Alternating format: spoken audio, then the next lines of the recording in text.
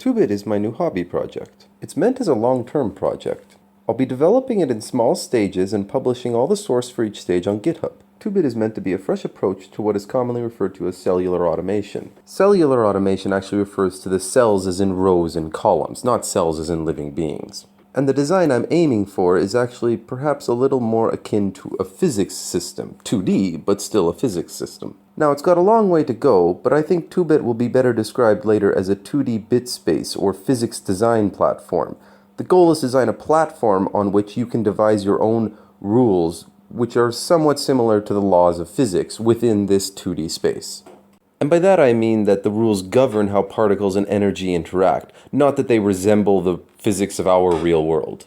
Now, a quick catch-up for anyone who's not familiar with these. The best example is probably Conways' Game of Life, probably the most popular one as well. Now, these systems had been designed before many times in great complexity. Conway's Game of Life, the beauty lies in the elegance and simplicity of the rules he discovered.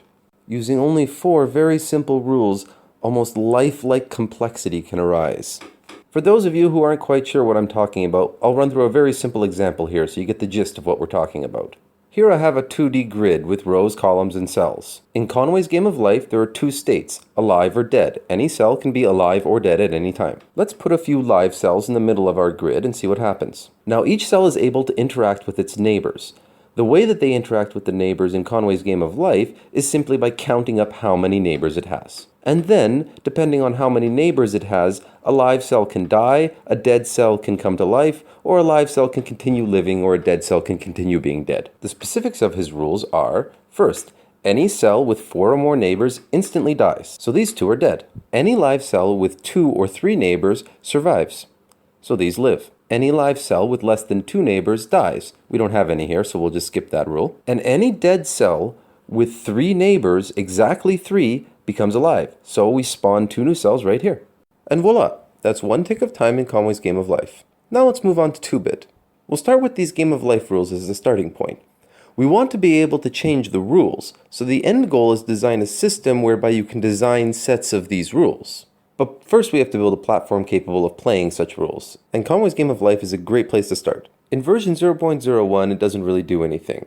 There's simply the structure for the data, some functions to initialize, and a function to print it to the screen. In version 0.02, the Game of Life rules are added. Here we can see it progressing nice and slowly. At the beginning, we start with an empty world with a block of life in the middle.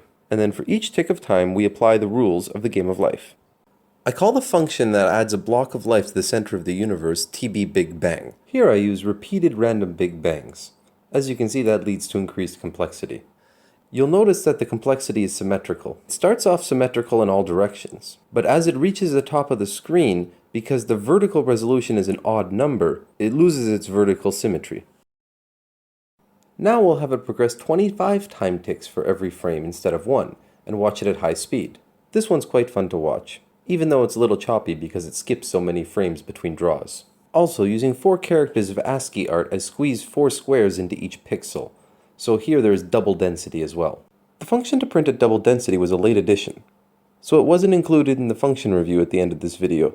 The function is called printf screen quarter byte, as opposed to printf screen 1 byte. In version 0.03, random noise is added. Here you see what happens when there is random noise.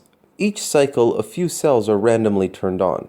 The result is quite mesmerizing. Adding in a little bit of randomness to such an ordered system creates quite a beautiful pattern, and starts to make you wonder if there's a blurry line between real physics and simulated physics.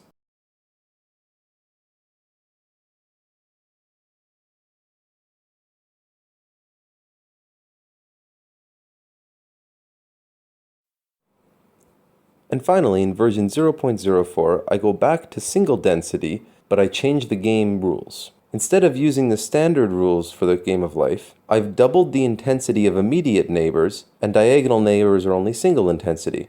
And I've tweaked the thresholds for life and death. I didn't spend a lot of time playing with it. This is one of the first combinations of rules I tried. It actually seems like there's tons of rules that will work. Again, Conway's Game of Life, the true beauty is the elegance and simplicity of his rules. It looks like it's going to be pretty easy to create physics systems if we allow our rules to be more complex than his.